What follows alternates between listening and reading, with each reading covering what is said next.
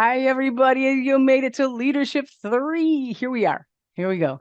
And what did I say? I said one was going to impress and improve you because we take everything that you have, that you bring to the table, and we impress upon you to do things in a great leader way using your tools and your knowledge. And by two, Leadership 2, you're like, okay.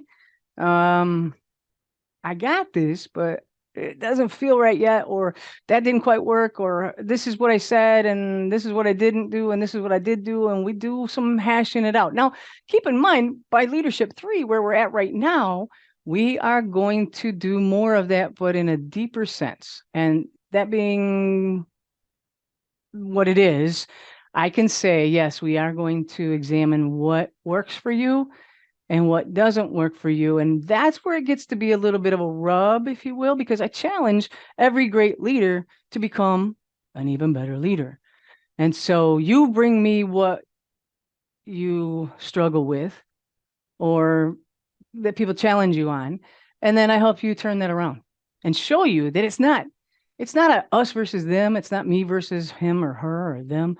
It is just leading the right way in a very strategic, common sense, and yet ethical way that brings about change without having to work so fast at trying to figure it out because it becomes muscle memory.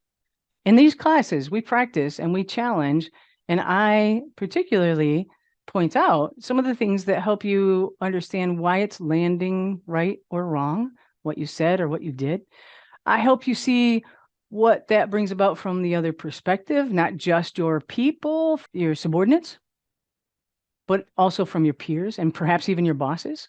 Because people get a taste of leadership and they're like, you know what, I can do this. And they kind of surprise themselves when they get done with this course and they go, I've got this. I've got what it takes. And I ask you at the beginning of the course, are you ready to move on, move up, move further? And they're like, oh, no, I can never do that. But once you get into this and into yourself and I like to tell people, get out of your way. You discover that you've got some things in there. You've got some techniques and strategies and tools inside of you that you bring that we can definitely help you see how to use that going all the way to the top and then on. As I said to one supervisor trying to become a director in a little rural agency, I said, what's next? What's next? Once we got her there and she was happy, oh, so happy. I said, what's next? You want to be sheriff? Want to be mayor? She says, so. But guess what? She moved on to a different department, a bigger department, 3 county department agency. And she is phenomenal because she grew her brain, as I say, and she took in more knowledge and she wanted to become even more. And so she did make that happen. You can too. You can do everything that I'm saying because now in 3, you start to make that turn. Slowly you turn. And as we discuss in the leadership series, you teach people with support and direction and you give them tools and you feed your people because we're always building our replacements. We're grooming our replacements to take that step and be there when we're ready to leave and move on and move up. That's what I'm hoping for you. Whether you want to stay there and lead just the way you want to lead, that's fine too, because you've made this transition. We're going to help you make it work. If you want to go on and move up, we have so many more tools coming.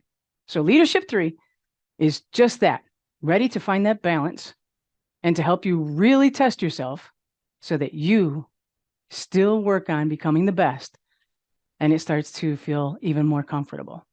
I'm happy you're here. Congratulations again for joining on this journey. All the others who have been here, done that, and moved on and moved up and become super, super successful. I look forward to this. So thanks again.